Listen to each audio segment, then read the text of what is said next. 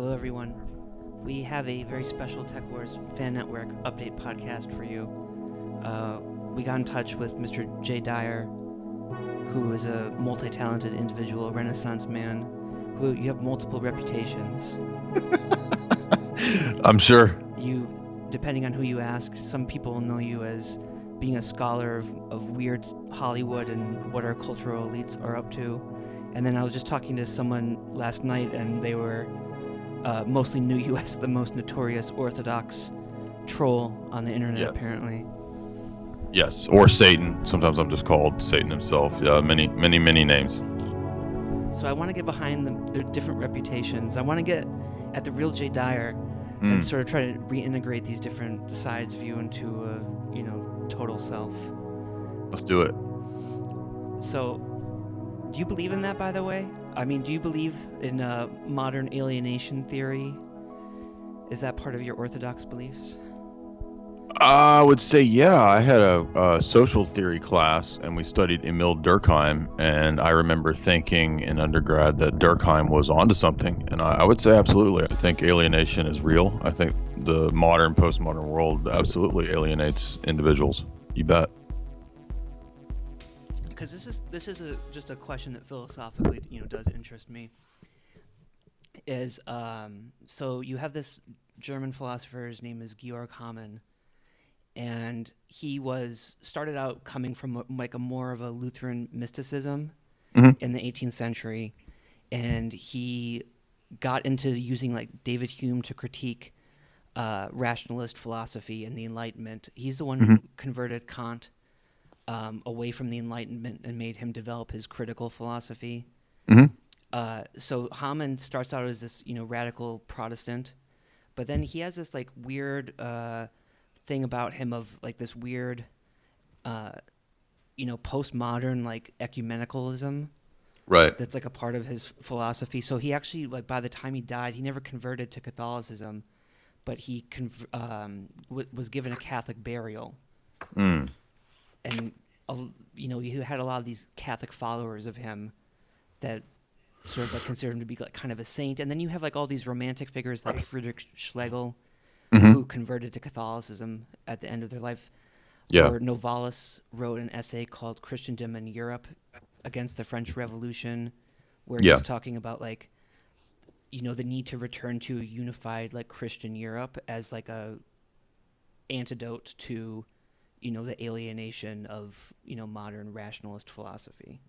Yeah. No, I would definitely find a lot of common ground there. When I was doing my research in terms of like German idealism, I was influenced quite a bit by Kant. I wouldn't say I'm a Kantian. I definitely have, aspects of his philosophy that I reject, but I do a lot of transcendental argumentation, and so obviously in that regard, we do have to pay some respects to Kant. I do think his argumentation can be utilized in an apologetic framework. We do that a lot in the terms of the work that I do.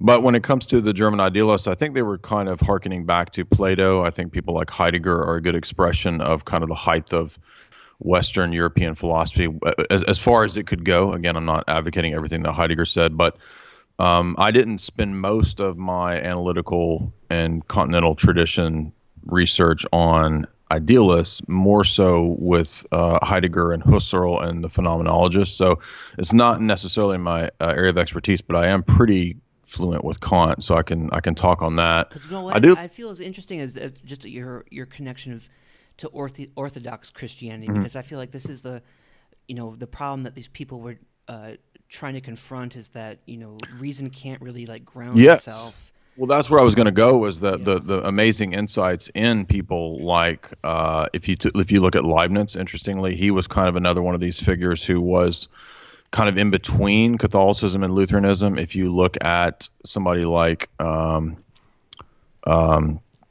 just did a talk on Kierkegaard, and Kierkegaard, that was about a couple months ago, but Kierkegaard actually comes close to some of these ideas too, in terms of having problems with the established Lutheran Church, with the establishment Roman Catholic Church, and I would say that a lot of these figures, they just kind of weren't really knowledgeable on Orthodoxy, and that Orthodoxy would have solved a lot of those issues. And so Yeah, that's one of the reasons that I got into orthodoxy, was seeing problems in Western dialectics. Because that's something that, I mean, I find just really interesting, is that orthodoxy is like sort of the lost solution to that problem. Because I think that Yeah. for all those thinkers, like from like Hamann to like Nietzsche Hmm. and Kierkegaard, is that they're all dealing with these problems of, not really having any kind of like quote unquote mythology to Hmm. like base society on, and reason can't find a justification for like a rational society within itself. So there's like they all feel this like deep need Yeah. for some sort of like, and they approach it in different ways. Like Hegel would approach it like in his whole philosophy of absolutism, where he's like Hmm. coming up with more of like a nature like pantheist philosophy. Right. But then you have like different figures who were looking for something like just totally unified European Christianity of some kind. Yeah, and that's because of the loss of stories. Life is a story; it has a beginning, a middle, and an end. If you read the philosopher Alistair MacIntyre, he's analyzed conversations to show that even mundane conversations about going to the bathroom or mowing your lawn, they have beginning, middle, and end structure to them. Life is a beginning, middle, and end. The whole world, I would say, by extension, has a beginning, middle, and an end. And when you get into these really abstracted philosophies, that's not to say that there's not a place and a time for abstract, high level, technical metaphysics or philosophy. But the problem is that if it gets so focused on that and the excess of rationalism, then you fall into like quantification and you fall into technocracy, and you lose the idea of a story. And I think that you're absolutely right to point back to the fact that Western civilization, and by extension Byzantium, which you could say to a degree is part of Western civilization, or perhaps Eurasian civilization, however you want to classify it, they understood story. They understood that we live out a narrative. And so this is one aspect I would critique the post-Plato developments. I mean, basically from Aristotle on, you lose the idea of stories. If you read Plato's dialogues, it's still told in the context of a dialogue, beginning, middle, and end. The Platonic mythology still includes a story, and so it hasn't completely left the Homeric, Iliad, Odyssey idea of a story into total abstractions. And when we get to Aristotle, we get the scientist. I mean, Aristotle is the preeminent scientist. I'm not trying to say like, oh, we need to follow Aristotle over Plato or Plato over. We don't want either of those necessarily, because it's still predicated on dialectics. But I'm agreeing with you that I definitely think that in this regard, what the biblical mindset preserves is the fact that we all live out stories. And of all people, it's actually C.S. Lewis that understood this. So actually, the critique that you just made is something that C.S. Lewis says. I feel like it's an extremely common critique, and what's interesting is that even like the development of like absolute idealism away from Kant was really influenced by new translations of Plato that had just come out that Friedrich Schleiermacher Exactly. had done. Yeah, absolutely. Yeah, I see Hegel as just kind of another attempt at recovering Platonism, basically. So the West, the way that I see the history of Western philosophy from Plato to Aristotle on, and even into the battles that the Church Fathers have with a lot of the philosophers and dialecticians, is metaphysical dialectics. And I root most of my critique in that very thing itself. Now, as you know, dialectics, dialogue, that you and I are having a discussion, nothing wrong with that. That's a Elenctic method. That's positive. But when we expand that into all of metaphysics being dialectics, which is what, unfortunately, the history of Platonism and all Western philosophy after that does, it leads to a lot of big problems. And that's what I genuinely believe is the root of it, not just for metaphysics or epistemology, but even into social theory. Like you were critiquing Molyneux the other day, and I saw you'd mentioned the fact that Marx, for example, is really just another version of revolutionary kind of libertarianism. That's a critique that I would share. I've made that critique for a long time, because I actually studied under a Frankfurt School dude of all. I have Frank's systolic succession, like from Marx's systolic succession from dudes from the Frankfurt School. So I learned this from a Frankfurt School dude. He told me, he's like, yeah, Marx is a libertarian. And I remember when I first had him, I was like, what? Because this is something that people don't understand, is that, Yeah, especially with the Frankfurt School, is that I feel like the Frankfurt School like radically does break with Marx. I don't know if you've read They do. They do. Main Currents of Marxism No, no, no. by I've read Kolakowski. Horkheimer, Adorno, Habermas, Lukács, This isn't this. Oh, this but is no. actually an interesting book if you haven't heard of it because it's Kolakowski was a Polish Marxist who grew up under Stalinism, Yeah. and then he defected, and Hmm. then so he wrote Main Currents of Marxism, basically to talk about like the degradation of like Marxist like theory, and it's just about theory. It's not about like the failure of communism. It's Hmm. just about it's just pure, Critical theory. yeah. Yeah. And so he in that book, like he hates because he's a classical Marxist, Yeah. and Right. then he hates the Frankfurt School because he sees it as like basically not even Marxism, as like a total break with Marxism. Yeah. It's a devolution into another realm of things, and Horkheimer and Adorno even kind of go in a Nietzschean route, in fact, in Dialectic of Enlightenment. So, but what they do get correct is the critique of the Enlightenment, and that they would probably share with classical Marxists. I think classical Marxists wouldn't have a problem critiquing the mythology of the Enlightenment because I mean, the essence of this ultimately is just to point out that what the libertarian ethos doesn't grasp is that libertarianism is a revolutionary dialectical philosophy. That's kind of the flip side of Marxism, socialism, but they all have the kind of the same roots, which are in materialism, dialectical materialism, and it doesn't matter whether you're a historical materialist as a Marxist or a dialectical materialist as a Marxist. Ultimately, these are just atheistic kind of process philosophies, basically. Which is what like the Yeah. Catholic Marxists are interesting. I don't know if you follow those guys like Woke Space Jesuit. We had to read some of these guys when I was studying under my Frankfurt School professor. On Twitter, like the I mean, I know you're talking about a guy on yeah, Twitter, but I'm saying like we had to read some of the people yeah, in okay, from that mindset, like liberation theology type guys.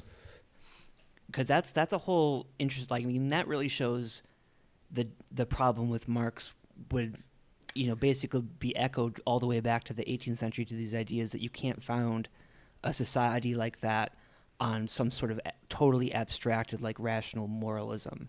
Hmm. Like you would need like something like a religion or some sort of new mythology Right. to like base that on.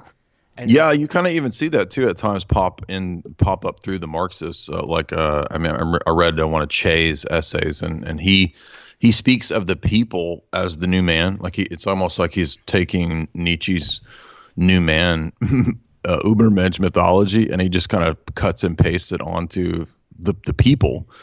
And then conversely, if you're like part of the Evola school or something like that, you could believe in a man against time, and you just take that same mythology of the Ubermensch, and instead of putting it on the masses, you put it on some great man. And I see that again as just a manifestation of dialectics of the one and the many problem, basically applied to social theory. this is like the something that I feel like I don't, I don't know if you've read this, The Glass Bead Game by Hermann Hesse.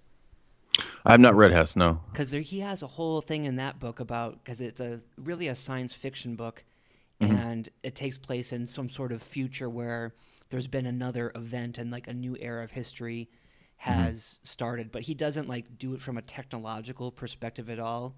Like it's purely like philosophical, and he insists that like the Catholic Church is going to play like a big role in like the next level of Oh wow. society. Uh, and I just don't see like the Catholic Church as it exists now as being able to provide any sort of function in that sense. I probably should read The Golden Bee Game by Herman Hesse because Nick Cage is a huge Hesse fan. And I've seen Nick Cage walking around with Herman Hesse novels, and I'm always talking like Nick Cage, but I haven't read Nick Cage. So like Nick Cage tried to be Elvis, and then I'm gonna try to be Nick Cage to be famous. I'm just joking. Um, no, but that's interesting that I'm writing this down as you say this, so I can read that later. No, I don't think that the Roman Catholic Church will succeed in that. Charles Taylor is another one of these guys who's very Hegelian, and he's tried to view the Catholic Church as one of these institutions that could bring, the omega point, the final stage, or whatever. I like Charles Taylor a Do you lot, like Charles Taylor? and Interesting. I would highly really recommend his Hegel book. I have Es- that. Yeah. yeah, especially if you don't like the Marxist view of Hegel, Hmm. because I feel like that totally dominates a lot of. It does. It Yeah. does. Yeah.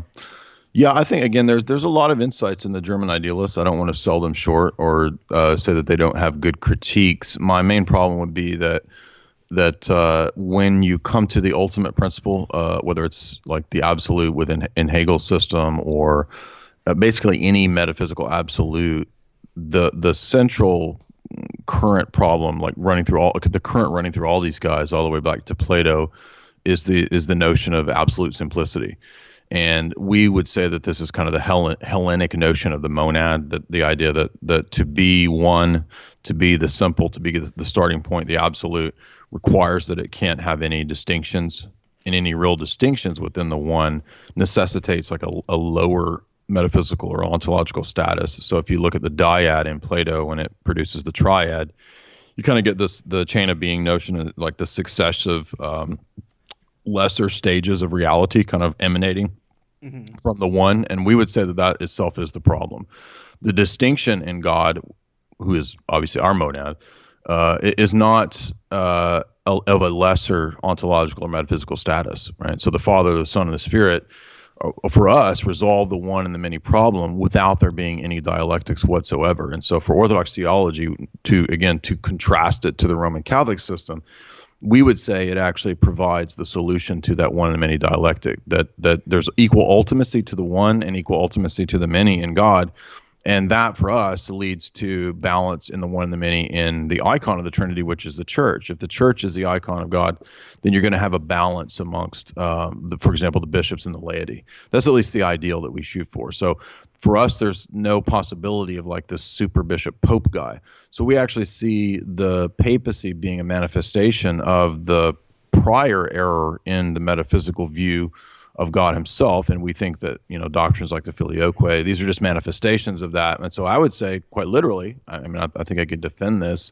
You can really trace that dialogical process or dialectical process in history from the time of the early Renaissance, or excuse me, the early Middle Ages, the post-Augustinian period, up into the Middle Ages, into the debates with the realists and nominalists, the universals, the Platonist, Platonic debates of the Middle Ages, and then into the Western acceptance ultimately of full-on Platonic simplicity at the Council of Florence, where you have the codification of the filioque, which puts an imbalance into God himself in our view. So what this does is that this kind of puts the Roman Catholic Church on a course by which it can't deviate anymore.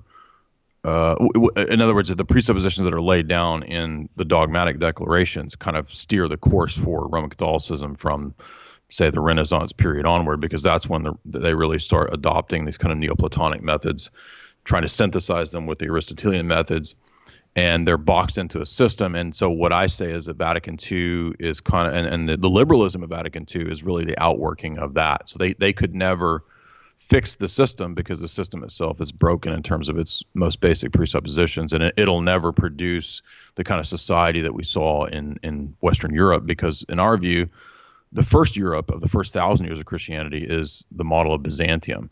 The later Europe that begins to deviate is the product of the Roman Catholic sort of Carolinian, Charlemagne system.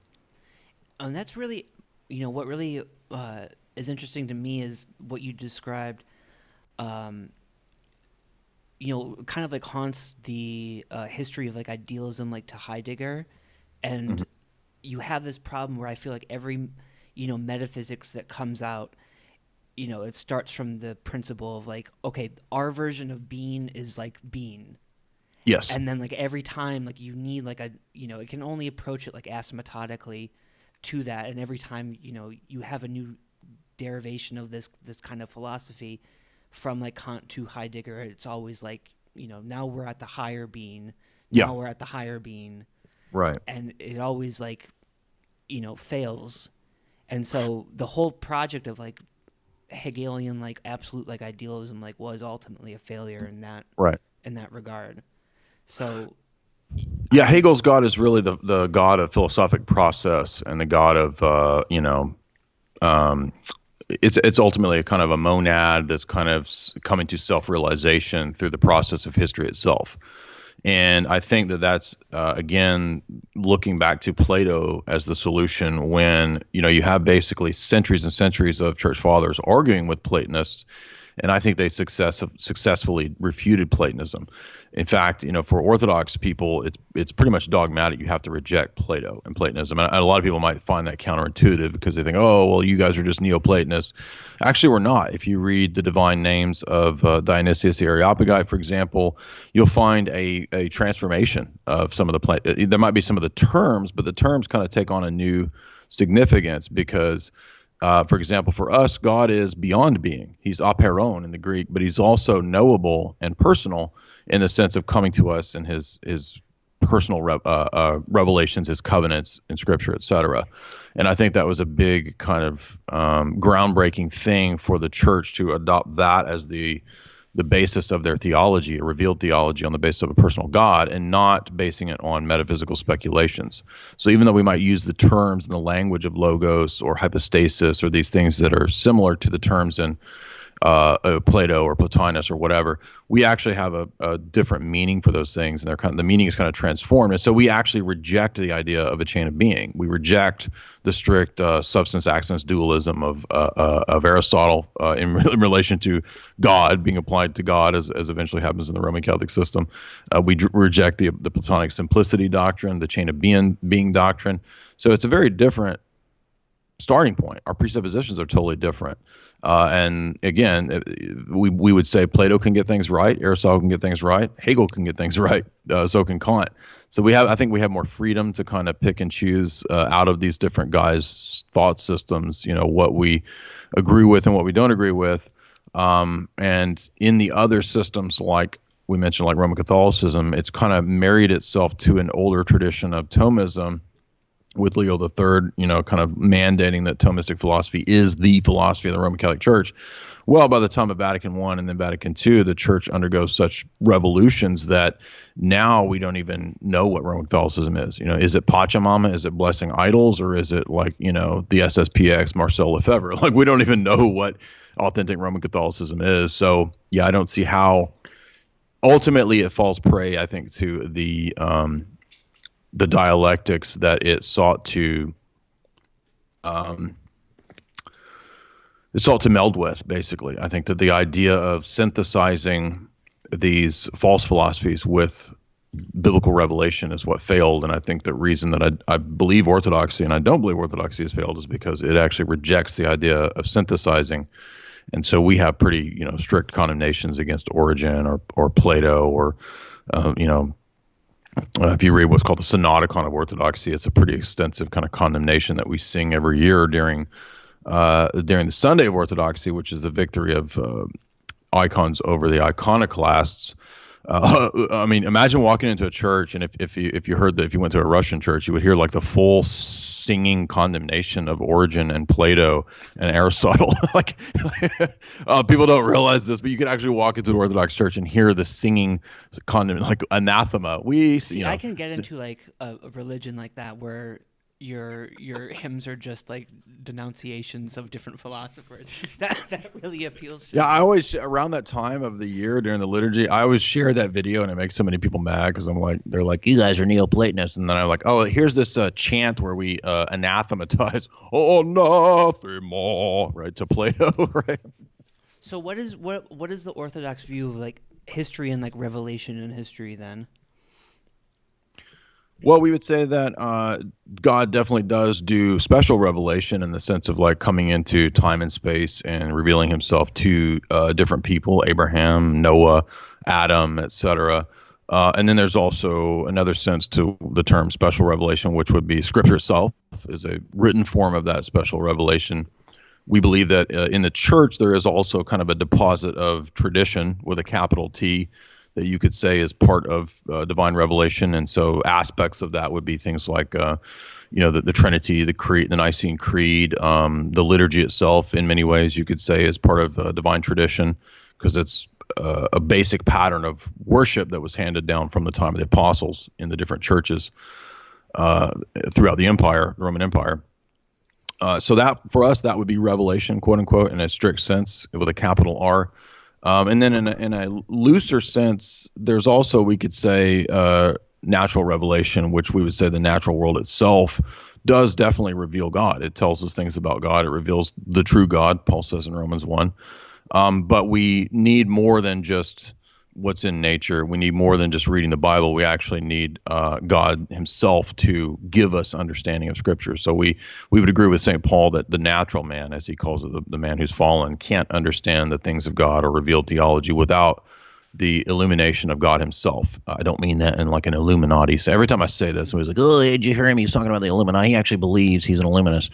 No, no, no. Divine illumination from God, okay? Not from Madonna and Jay-Z, right? No, we're not talking about divine illumination in terms of the Illuminati. We're talking about just the idea that God grants us the understanding of his word, of his revelation, and that occurs within the context of the Orthodox Church. So being in the liturgy, being in the direct experience of God himself in that liturgy is all kind of a big process of how we come to, as one of the great Orthodox theologians of the 20th century says, experience God himself.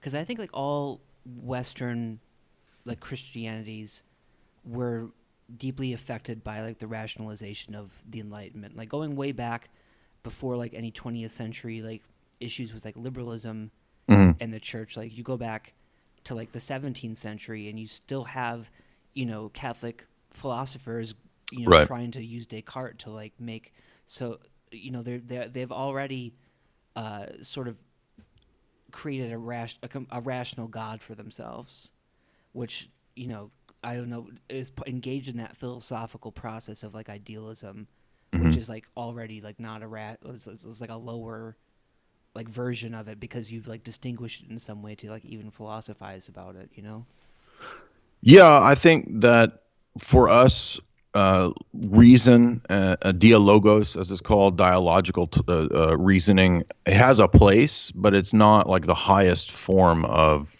truth. So for us, truth ultimately is uncreated. That doesn't mean that we can't use created words and terms and creeds and texts to discuss it, but it still has to be direct and experiential. And so for us, this is kind of what we mean by hesychasm, or what's meant by direct illumination, or seeing God with the nous, N-O-U-S, which is again, doesn't mean the same thing as Plato's nous, but just the idea that we have a faculty that God gave us to know him directly. And so for us, that direct experience is what's key.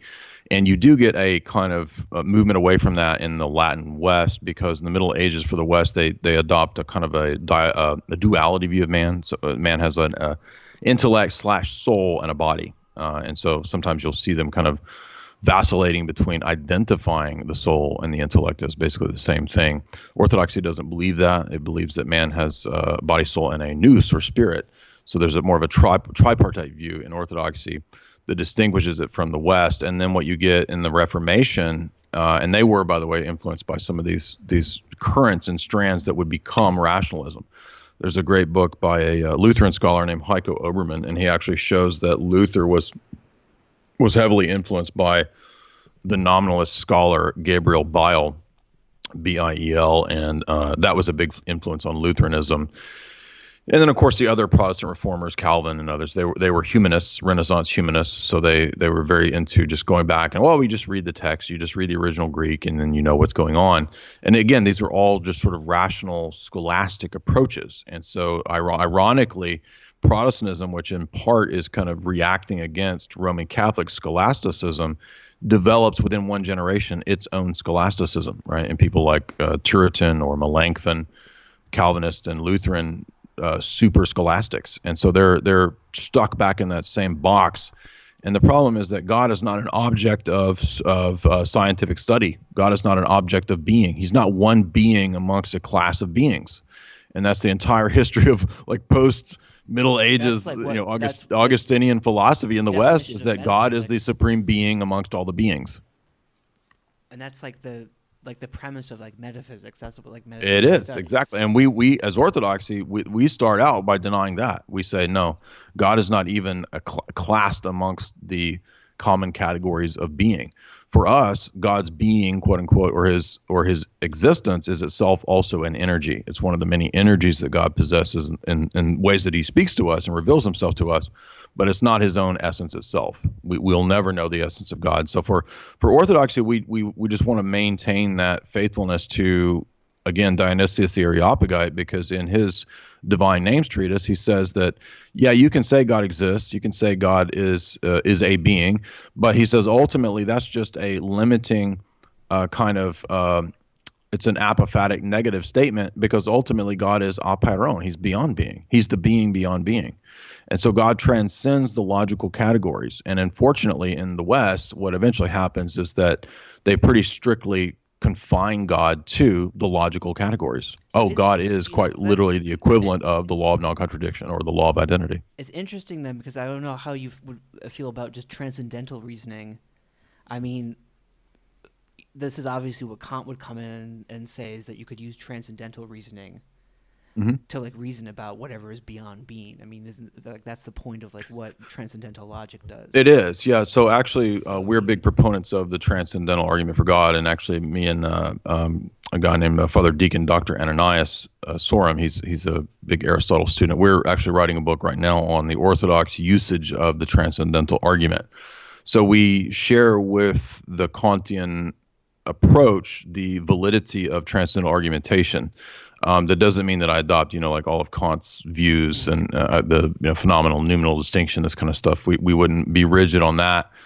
But the arguing from the principle of transcendentals themselves, we would agree with, and it is more harmonious with apophatic theology. In fact, my co-writer's first chapter is that very thing you just said. Like, he's literally arguing that transcendental argumentation is more synonymous with apophatic theology, and apophatic theology, or via negativa, is kind of the starting point of all Orthodox theology.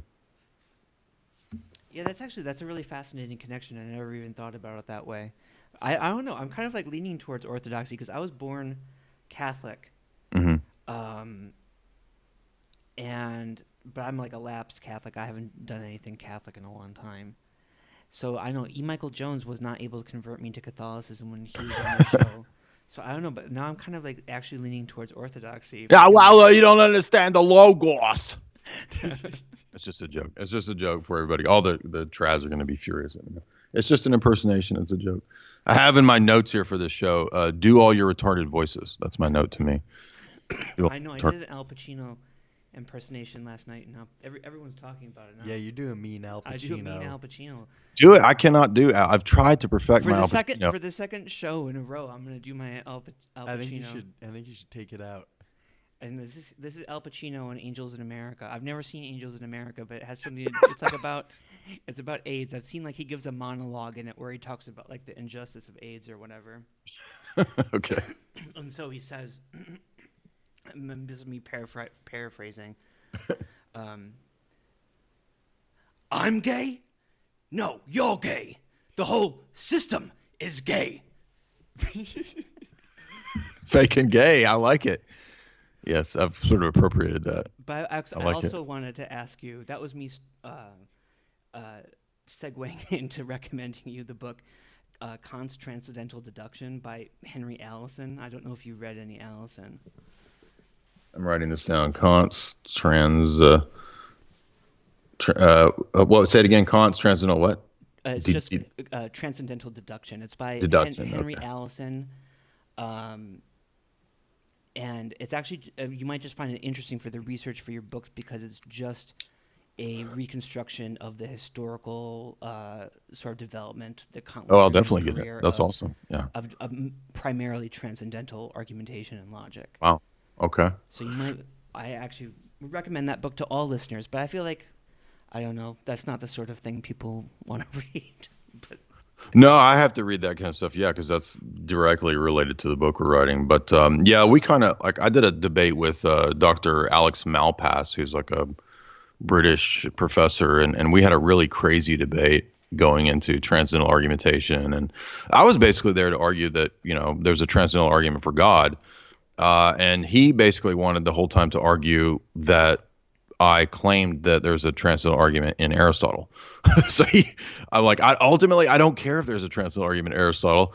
You can have that point. I don't really care. I mean, I think in Metaphysics Book 7 there is a transcendental argument, but whatever, because I'm really, I'm ultimately here to argue for God's existence. I don't really care about Aristotle's opinion, but you might find that discussion that we had very, very relevant, because it functions at a level that a lot of times people aren't going to understand what we're talking about with transcendental categories and all that. I think you would. Are you familiar with the transcendental argument for God? Have you heard that? Yeah, and I just find that a lot of people just don't understand transcendental argumentation as it is, because it is so, like, when Kant uses the word transcendental, he's distinguishing it very strongly from transcendence. And correct. Right. Most people use the two terms interchangeably, but the whole point of the transcendental argument is that you're reasoning about something, you're assuming its existence, or you're assuming the unity of the human mind, and then arguing about what must be in order to have that thing exist. Exactly. Yeah. And we ultimately would say that we think that applies to God himself. And so the way I framed it, and there's different ways to pose the argument or put it in a syllogism or whatever you want to do, but the way I frame it is that I say things like, if you take all those transcendental categories and you sort of bundle them into a big ball, what strings all these pearls together? Like, what holds this ball together? And we argue that ultimately the Orthodox conception of God is really the only way to ground those transcendental categories and to make sense of all of them and how they interrelate. So I think you can pull insights from even people like Heidegger, who saw that philosophy, the different areas of philosophy, the different types of analysis that you're doing, Mariology or something like that, they're not independent, right? They actually go together in a holistic thing. And if we look at it from that perspective, we can see that even all these transcendental categories kind of go together, like they necessitate one another, right? It doesn't really make sense to talk about having a basis for spatio-temporal relations as a transcendental presupposition without also talking about a mind that's having those experiences, right? The transcendental unity of apperception, like you talked about, like the self or something like that, that's underlying these experiences, and by extension you can kind of tease out more of these, right? So if you were to think of putting them all into a bundle, like, how do you make sense of that bundle? How does that work? Well, if the world is as God created it, as we believe, then it makes perfect sense how those things work, right? So we kind of put it with a coherence theory of truth. And if you consider truth to be something more like coherence and not like classical foundationalism, then it's a pretty powerful apologetic. So most of the debates that I've had with, like the big name atheists or the somewhat famous libertarians, Kokesh or JF or Matt Dillahunty, that's kind of the repeat. Where's Molyneux? Yeah. Where's Molyneux?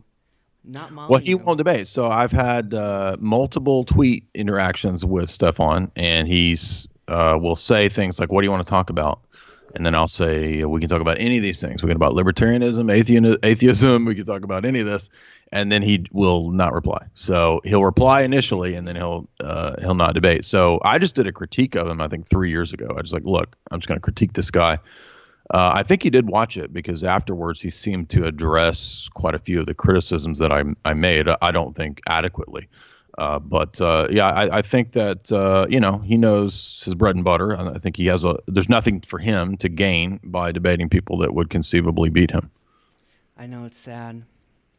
We need to keep the pressure on. I'm right? Yeah, keep going.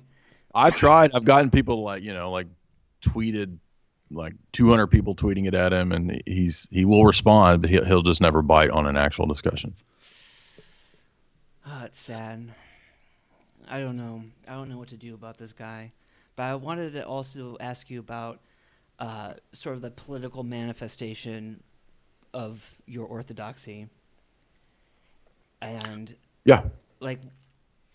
how do you connect to something like nationalism? I mean, are you a nationalist? Are you anything like that? Or are you a... Yeah, there's a great, if you want to see kind of the overview of this, there's actually a great documentary. There's plenty of books that one could read. There's a great book, Reflections of a Russian Statesman by Konstantin Pabianatsev. It's a pretty well-known book. It's actually free on archive because it's like, I don't know, 200, 150, 100 years old. Late 1800s book. And it's basically he's writing against the revolutionary philosophers, the Bolsheviks, and well, it's pre-Bolshevik, but the socialist revolutionaries of his day in the 1800s. And he's talking about how disastrous this will be when you lose the concept of symphonia. So if you've ever seen the Byzantine double-headed eagle, that really signifies the essence of Orthodox civil state view, which is that we do believe in a hierarchy. We do believe in a monarchy, typically speaking. We believe in an Orthodox imperium, and that's the way that for most of Christian history, the civil state has been viewed. We have coronation ceremonies. It's been done for hundreds of years, that the church anoints the king. So that's the basic principle that we go by. And again, there's plenty of works to substantiate this, all the way from the time of Constantine to Theodosius to St. Justinian, one of the great Orthodox emperors. He has the famous Code of Justinian. So it's called the principle of symphonia, where you have the two powers, the two head, the church and the state, or the two heads of the eagle. And there's a really good documentary that kind of lays this out as the Byzantine philosophy, and it's called Christian Empire Wrecked by the West. And if you look up that documentary on YouTube, I think it's had about, 20, 30,000 views. It's really good, though. It's worth watching, about 2 hours, and it kind of just lays out this whole mindset and worldview of the civil state from the first millennium of Christianity, which doesn't deny nationhood or nation states. I mean, we definitely would not necessarily agree with the post-French revolutionary idea of the nation state, which is a revolutionary development.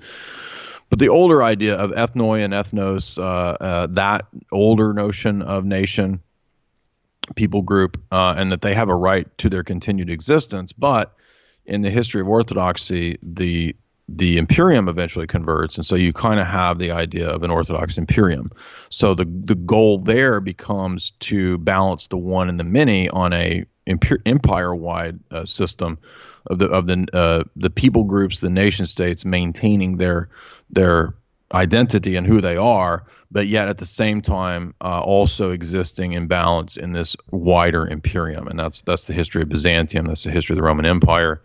And the Christianized Roman Empire in Byzantium. So that's our view. And in fact, Byzantium started to fall precisely because, well, not just Islam, but precisely because of things like adopting usury, corruption amongst the church and the elites, and national pride. Actually, it was Greek pride, for example, that started the downfall of Byzantium, because you can actually manipulate the notion of, quote, the nation. And we see this with Ukraine right now, with CIA and NATO kind of propping up this creation of a Ukrainian Orthodox Church, this nationalist church, as a kind of a bulwark against the Russian church there and the Russian church's influence. So Russia took up that mantle, and this is what you get with like the third Rome idea, that the first two Romes have fallen and the third won't fall, right? And that's talking about Russia, and that's why it was such a big deal for the Romanovs to be assassinated by the Bolsheviks. So symphonia is the Orthodox conception of the state. It does favor a hierarchy. It does favor a strong state, an imperium, but it also strives to have freedom in many senses as well. So we're not talking about setting up a dictatorship, but we are talking about a strong state and a hierarchy. So to contrast that, and to go back to the idea that, so we have the need for kind of like a cultural glue of some kind to hold like right. modern society together in some way. And I feel like today we have, our version of that is Hollywood. And that's like for the liberal, global capitalist society is, right. We need like Disney. Disney is like our new Orthodox church in our society. And I feel like, that's a huge problem. Like we have these discussions about like Marvel movies and stuff, like Martin Scorsese says they're bad. And right. then everyone gets super pissed off. And people, it's like, they can't contemplate a society without something like Disney to like holding it together. No, you're spot on. In fact, it was actually known early on that Disney would be the means by which you could capture the imagination. I mean, that's kind of their role. And some of the high level sort of CIA guys like Gregory Bateson, they would actually write books on the need to capture everybody's imagination, because humans don't just live by, facts and news bullshit and, reading out whatever teleprompter stuff the news people talk about. Society is motivated by stories. So you're absolutely right. And people at a high level of social engineering, or people that write the white papers, like, they know this, right? They talk about it very often in their writings. And one of the projects I launched into in the last 3 or 4 years was what I call my globalism book series. And what that is where I just kind of like go through one by one the top elites books of the last 100 years. And so I think we're on number 40 or 41 now, where we've lectured through the top elite from the last century. And you start to notice patterns, you start to notice consistency. And one of those, what led me into that, was actually the Hollywood research. You're absolutely right. Hollywood is the mythological glue that holds this synthetic wallpaper society of garbage together. You're absolutely right. It strings all this nonsense together because it captures our imagination. And when you control people's imaginations, that's when you really control them. It's synthetic mythology, synthetic fantasy, synthetic. It's like, I liken it to, it's like junk food for art, right? And that's what holds everything together now. And it's actually like Plato kind of understood this with the allegory of the cave and all that. I think that we just have a more scientifically advanced version of that, where you can hold people's attention, kind of like Baudrillard said, with synthetic versions of synthetic. Industrialized version of it. And that's actually a place where Adorno was, I think, correct. He was correct, right? In his critiques of Hollywood, the culture industry, right? Yeah. And the way that Hollywood does it, it's like, the new Star Wars movie has come out, and I think that there's a lot of anger about it among fans. And, there's also this sense that, like, why are people talking about this so much? Like, why is it such a big deal? Like, isn't it stupid to talk about Star Wars? It's like tinkering with their religious myth. Exactly. It's like, This is like way more than just like a business thing. It's like, the religious myth of like global, modern society is. I'm a fundamentalist Jediist. I believe in the fundamentals of Jediism, and these liberal motherfuckers are coming in and screwing it up. Like, you could have like, the whole belief system has been shaken because of these. Imagine these a bad fundamentalist movies. Jedi. Exactly right. It's like when the product doesn't sell, it's like it no longer has the ability to like rule by the consent of the masses or whatever. It's like it really threatens like society on a whole spiritual It's level. almost like they were mocking people too in that I don't remember which one it was. One of those new ones where Luke goes and he like pulls out the old King James version 1611 Jedi text, right? Or like he pulls out these old texts and he's like, Master Yoda, we have to go by the ancient text, and Yoda like burns it up or something. He's like, progress you must, or whatever he's. I don't remember what the line is, but it's like even within the mythology, they're showing you like, ha ha ha, we can fuck you over because we actually created all this nonsense anyway, and you're fundamentalist Yoda-ists, right? Yeah, and you need to be reformist Jedis. And now the Force is female, so this is exactly right. Yeah. Yeah, so but why can't it be, given the fact that this whole mythology is essentially a replacement mythology anyway? Again, I'm not trying to be a purist or Puritan in the sense of like, I don't think all fantasy is bad. I'm a big fan of C.S. Lewis. I like Tolkien. Yeah, I love that type of art for sure. But I was talking about that. I got into a lot of shit because I said that modern fantasy was really gross and commercialized, and that it had lost. Like, I feel like Tolkien, C.S. Lewis, George MacDonald, like all the early tradition of fantasy, it was all very Christian. Right. It was. Yeah. And exactly. I feel like it had a totally different point. It was like all coming around like as a philological project to like, create like new Christian myths for like the new society, and then now it's just like been reduced completely to like baser impulses of like you need the sexy elf girl. Yeah, exactly, and all the pee-pee and the poo-poo. Like, make sure every character, there's some character who's putting pee-pees and poo-poos, and It makes me think too of I've recently been branching out into of course I grew up, I read Narnia and Tolkien, but I'd never read C.S. Lewis's space trilogy. And I'm really I enjoying always that wanted to read that. because I didn't realize that that was like exposing the whole like globalization, new world order, scientism conspiracy. So like now that I'm totally woke about all that and I know all that stuff from reading all these global elite in their books, wow, when I read that, I'm like, dude, C.S. Lewis knew this. Like because he's got, like people selling humans out to experiment on them and like these mind control projects to these quote aliens that are basically just demonic entities. And it's really like prophetic in terms of it's a Christian dystopia, and you can see why it never has been promoted or made into any kind of movie, right? You'll see versions of dystopias all day long, but they're always kind of humanistic or secular humanist versions of dystopias. You never see a Christian version of a dystopia.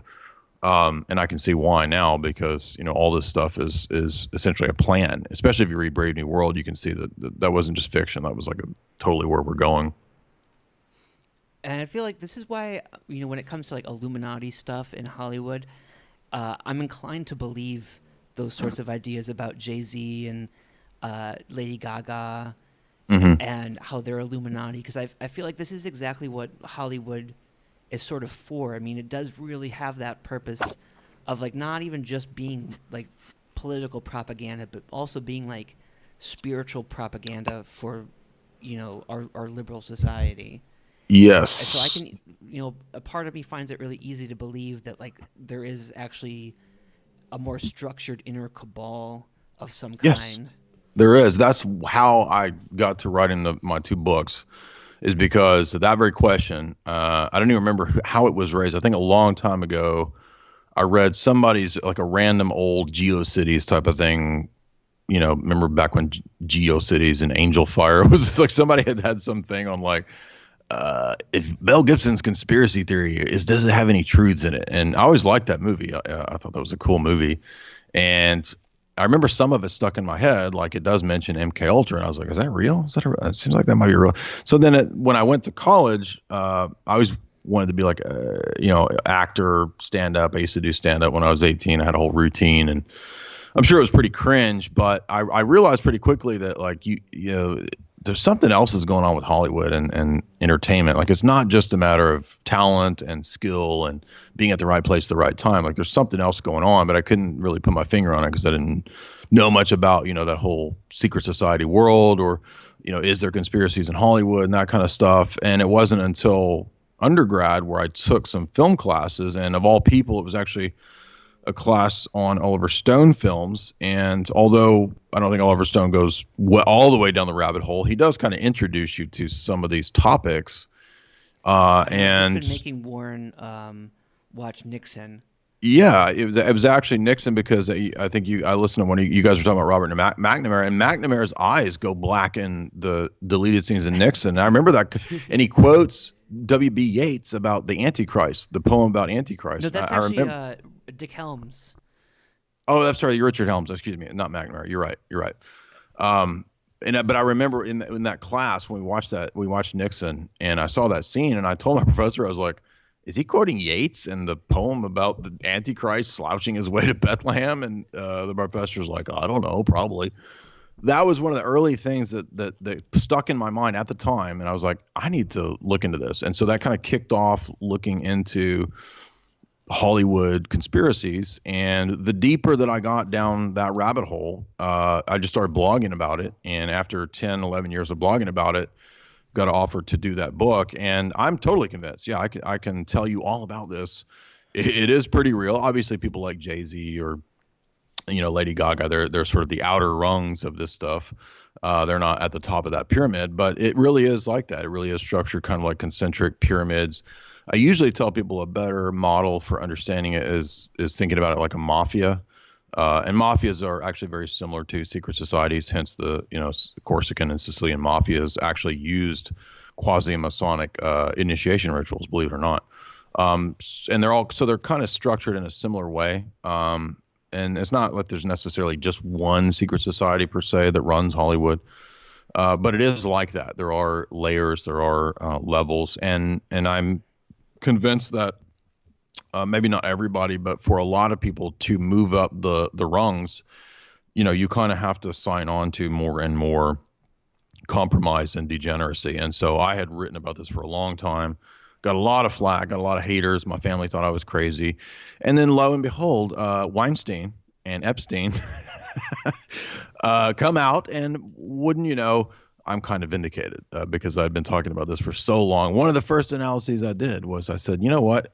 Kubrick is actually telling us that this is how it works. Eyes Wide Shut is literally about all this stuff. Young girls being trafficked and pimped out and compromising people. And they're a secret society. And so, I got made fun of for so long for talking about Eyes Wide Shut being real. And lo and behold, Epstein is pretty much everything that you see in Eyes Wide Shut. Yeah, I absolutely cannot believe, the whole progress that these sex revelations have made over the last year. Right. It blows my mind. And no one was talking about it except for like you, I guess, and Alex Jones. Yeah. Well, I got into the conspiracy realm loosely because of actually I'd read some old kind of Marxist John Birch style conspiracy stuff back when I was 18, 19. I didn't really know much about what was going on, but the UN is like a Marxist thing, and it's back then I thought, it's Marxist. The Marxists are coming to get us. So I didn't really have a nuanced, layered view of it. I didn't really think about capitalism as also part of this conspiracy of dialectic. I didn't really know about usury or International Monetary Fund and World Bank and all that stuff, the BIS. But eventually, you kind of stumble down that rabbit hole. And I remember back in 2003, I watched some of Alex's documentaries, and that really kind of got me into looking into Bohemian Grove and Skull and Bones and history of the CIA. And then when I was separately researching Hollywood, like I wasn't researching them at the same time. And then I just noticed like how many times the world of the CIA like overlaps with Hollywood, and how the mafia overlaps with the CIA in Hollywood. And so eventually it was just so many of these connections just kind of balled together that I was like, this has to be a book, Because if you actually look, I always talk about this, but if you look at like the OSS, Mm-hmm. and you actually have like Herbert Marcuse, yes, was in the OSS and like was heading up the psychological warfare, like Black Right. Ops sort of stuff that they were doing. And then if you look, all the people who worked under him, they all went into like Madison Avenue advertising jobs. Yeah, TV. The heads of CBS early on, Paley and Sarnoff, they're all out of the OSS. They're all taught. They all did like Walter Lippmann, ad agency stuff. Yeah, all of those people took the principles of psychological warfare and applied them to TV and advertising and movies. Exactly. They became academics and then developed like all social theory, like public opinion research. And then, so you had the OSS alum who were doing that research, and then they were being funded by the CIA Exactly. and MK Ultra to do it. And then these are the tools that like Hollywood uses every day to do market research. Exactly. That was the big red pill, dude, was like so I was taking those film classes and film and history classes at the same time as I was studying under the philosophy guy who my advisor was a student of one of Habermas's students. Okay, so this is how I get my direct Marxist-Stalic succession is that he studied under Frankfurt School dude. And so he was telling me all the stuff in the Frankfurt School critical theory classes about, these guys were not anti-capitalist. They're actually just they're critics of capitalism, but they just saw capitalism as like one of the phases, and we're moving into some weird new phase. And Marx is not actually against libertarianism; he was actually a libertarian. And he was probably trying to sell like me into getting into hardcore Marxism or something, which I never did. But what I was getting in that was that these guys were actually aiding the OSS. It was the OSS that brought the Frankfurt School expatriates here to help consult Washington on how to combat quote unquote Axis Nazis and all this stuff, right? And what they did was they perfected the science and the technique of degenerate art. So you get abstract art, you get all this nonsense, Dada, pop art, Jackson Pollock, you get Warhol. All those guys had CIA Congress for Cultural Freedom funding, basically. And 'Cause so that's what, like, once I someone learned like that, it James was just a Jesus huge Angleton pill. did. It was like, wow. So actually, this is a weapon. It finally dawned on me that the Hollywood is just a giant weapon. Because that's what, like, James Jesus Angleton did Hmm. in the CIA, and he, like, was the mind behind, like, the Paris Review. And Hmm.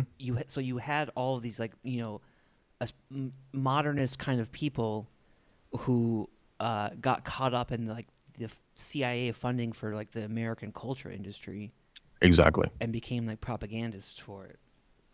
Absolutely. Even to the point of like they recruited French deconstructionists. They were working with like super liberal Jesuits. They were working with everybody that you could think of, like literary critics. I mean, I included that in the second book because um, I was myself was blown. Like if you read the book Cultural Cold War by Frances Stoner Saunders, she goes into all these people that the CIA had recruited under the guise of the Cold War for, fighting the Soviets and all this stuff, right?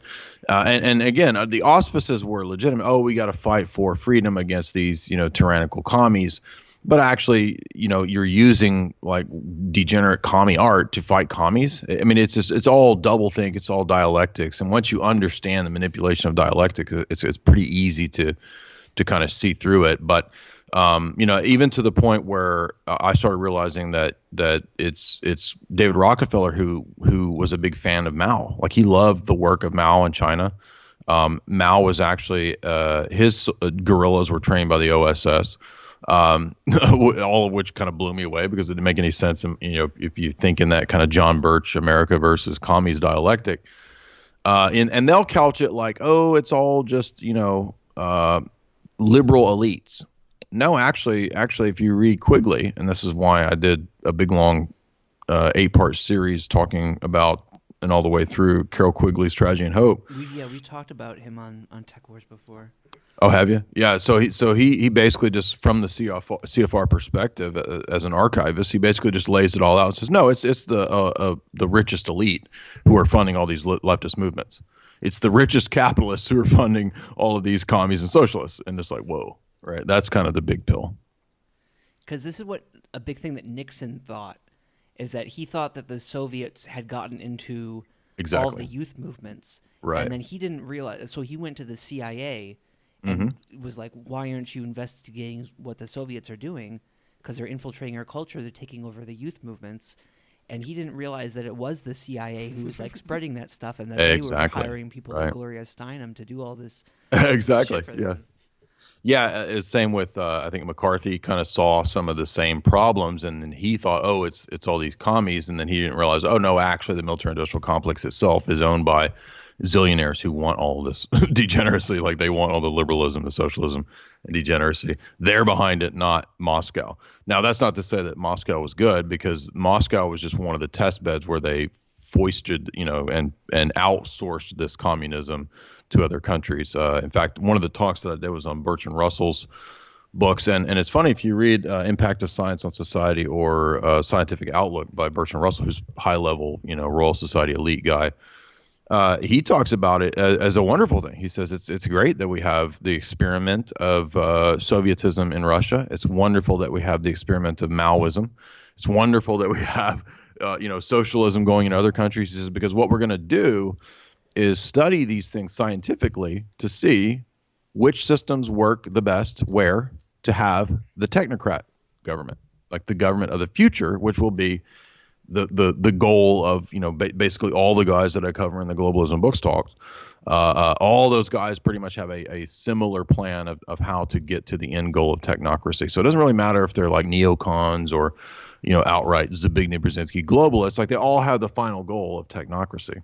And this is why, like, when you have the conservatives who really defend, the more libertarian conservatives, and they're really defending open markets, free trade. Right. I feel like that's, the version of that we have of that today is more like a global socialism that's like managed through, right, the World Bank and the IMF.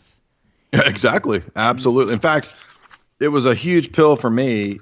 I'm looking at right now at David Rockefeller's memoirs, because I'd read all this stuff about Rockefellers and how sort of devious they were. And you could look at, if you read Servando Gonzalez's book, Psychological Warfare in the New World Order, he takes an intelligence analysis approach to the CIA, and basically says that if you want to understand what they are, they're pretty much the Rockefellers' kind of private army is one way to view the CIA or the OSS. And he goes on, but David Rockefeller in his memoirs says this was a huge, like, kind of blew me away, because I was still kind of libertarian when I was reading this, 10, 12 years ago. Not totally libertarian, but I still shared a lot of those kind of free market ideas. And I remember that it's let's see, what page is this? Page 83. And David Rockefeller's like, yeah, von Hayek was my mentor. He's like, I share all of von Hayek's ideas. And I remember I got Road to Serfdom right after I read that. And there's an appendix in Road to Serfdom where he says we need a giant global government to enforce. I know, this is a and I'm like, what? This is a crazy thing that people don't know about, like Austrian economics, is that really these guys just wanted basically the destruction of like national borders. Exactly. And they just wanted like free immigration between everywhere, and have that managed by like a global financial apparatus. Exactly. Banking technocrats would run the future. And then I remember reading about the Mao editorial about David Rockefeller. So, I love Mao, and then when I read in it's page 258 in the memoirs, where he starts talking about how the reason he loved Mao and all those guys was that that was the how Chase Bank. So basically, once they had a completely singular government in China, all he had to do, he said, all I had to do is go make a deal with that government, and like now Chase Bank is the only bank allowed in China.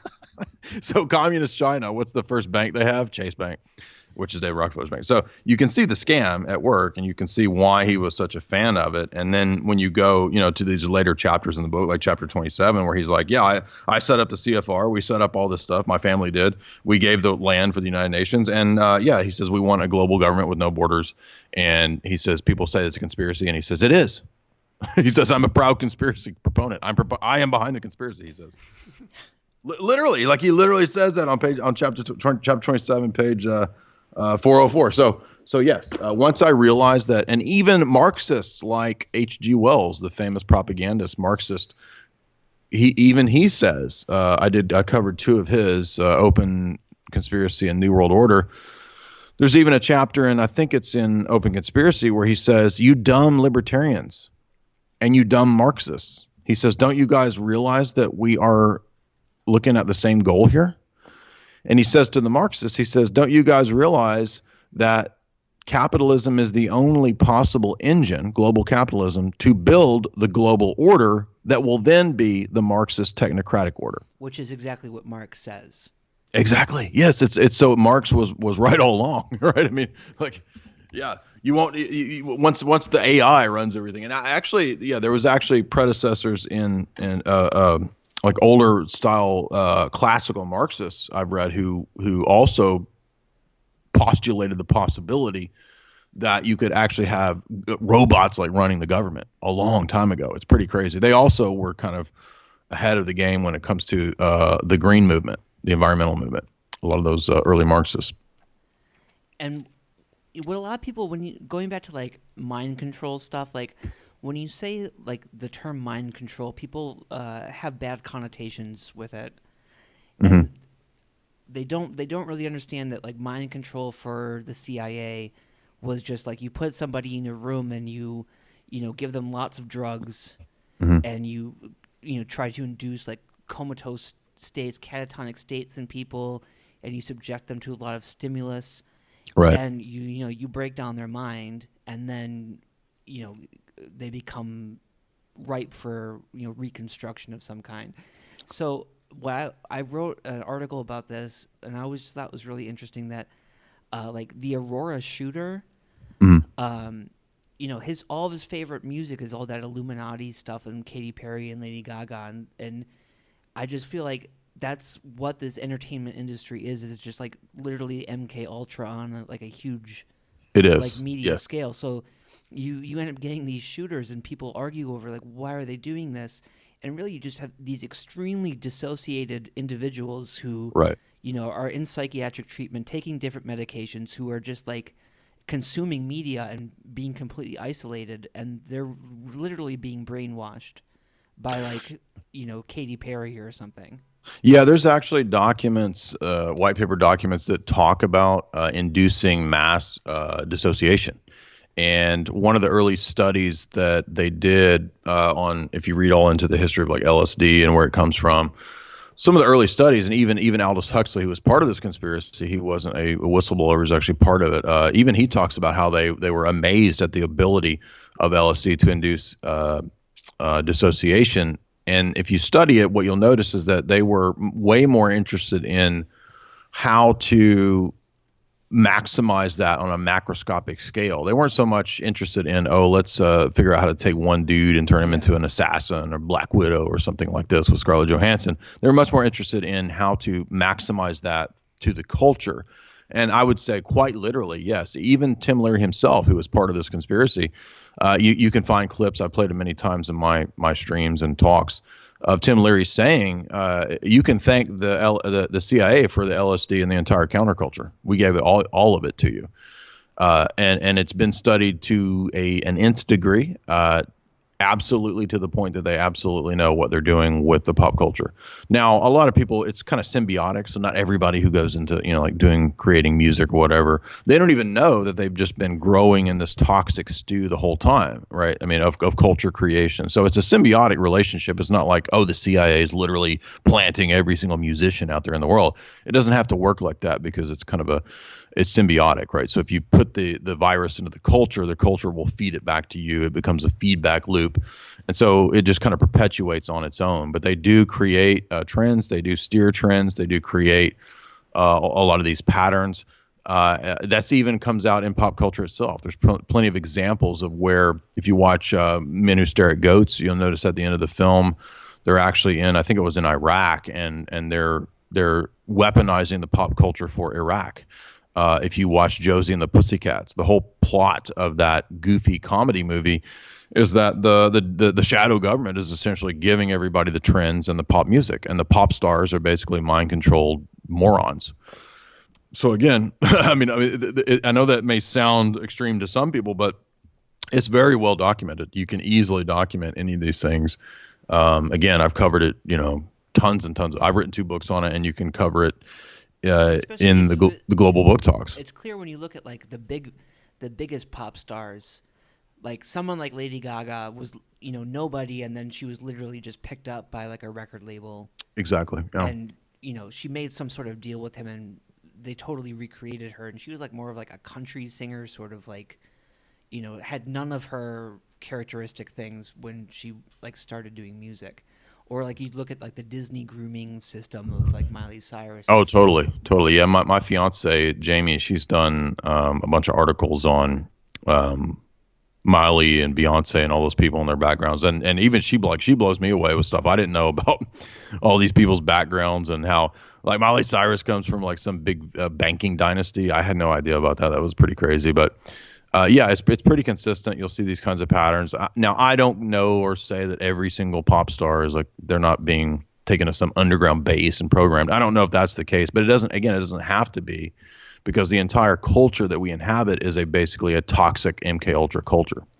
Isn't that would it be correct to say that this is what you said, creating the culture of kind of a giant mass living MK Ultra, and then what you said, Jay, of it being like a virus injected into the culture that creates this feedback loop that makes it ripe for the nurturing of. It is. In fact, I'll tell you what. The book is almost unreadable, but one of the MK Ultra guys wrote a book himself on that very point, and it's called Programming and Meta Programming in the Human Biocomputer. And if you've never heard of John C. Lilly, I would say look this dude up, because this dude was a total freaking fruitcake. He wears like a Davy Crockett hat in his interviews, and he talks about like, yeah, man, I tripped out into the outer sphere of the universe where it's all light, and I was bathed in the luminous light of Lucifer. Just a total lunatic. Literally had sexual fixations with dolphins. I'm not joking. Like he got boners from dolphins. Guy? Okay. Yeah. He did the CIA dolphin experiment. Yeah, they did like isolation tanks. That was him. He's the guy of the isolation tank guy. And so he wrote, and he was like, I'm not kidding. He's an MK Ultra guy. Now they'll say, if you read about him, they'll say, oh, he was working for NASA. No, he wasn't. that was a front for MKUltra. And here's the crazy thing that people don't get. You ready for some black pill stuff? He, because of his high level, like he would wipe kids' minds with LSD. That's how nasty and disgusting this dude was. I mean, you're talking about a dude who gets boners from dolphins, so obviously he's out there. So it's not surprising that he would abuse kids, just like Alfred Kinsey did as well, who did all his experiments on kids and got away with it because he was working for the establishment, for the Rockefellers. But John C. Lilly literally writes in the book that he could take people, utilize frequencies, utilize certain patterning movements, programs, and so forth, computer programs and so forth, with the LSD that would literally create alters, create dissociation, and create just a totally like reprogrammed person.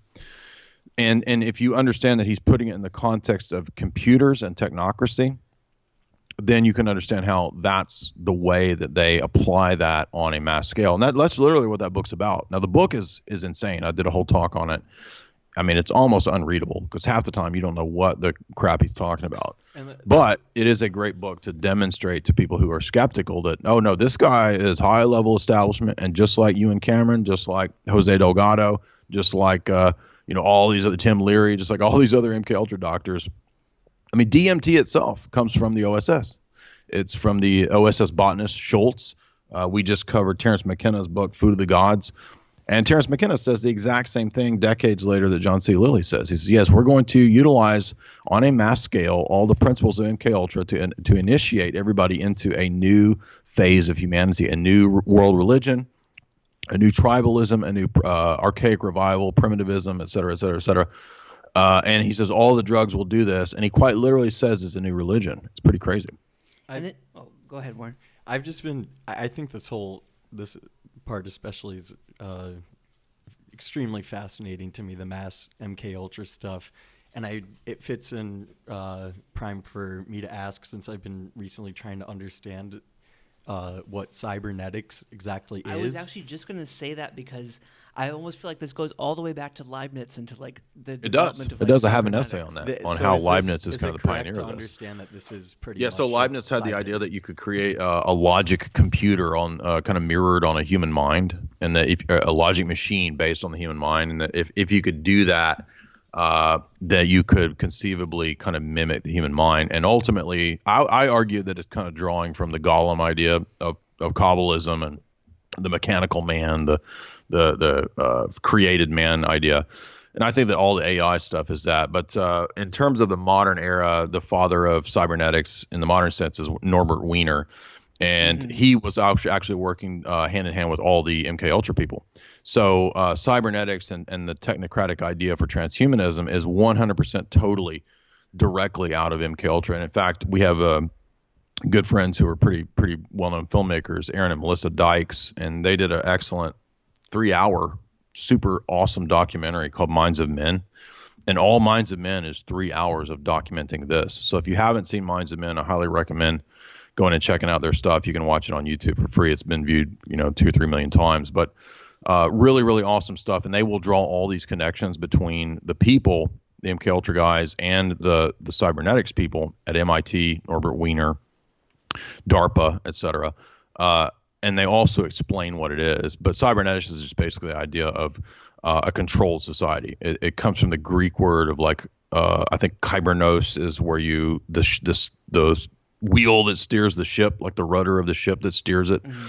And so the idea being ultimately that you could create feedback loops that where people kind of mind control themselves, and you can just kind of slip in viruses and programs into the meme pop culture idea. Yeah. Norbert Wiener, he was building these like little robots. Yeah. So feedback was like his whole thing, where he was just creating these little robots to try to mimic animals, and they just acted based on external feedback that they received.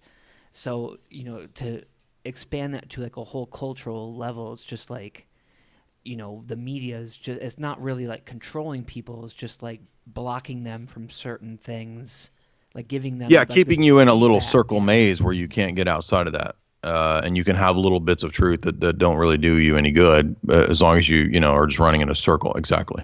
By the way, I did two. I covered the whole history of DARPA, Annie Jacobson's book, and I covered Alex Abea's History of the Rand Corporation, which were two kind of. I would recommend both those. Those are both good books.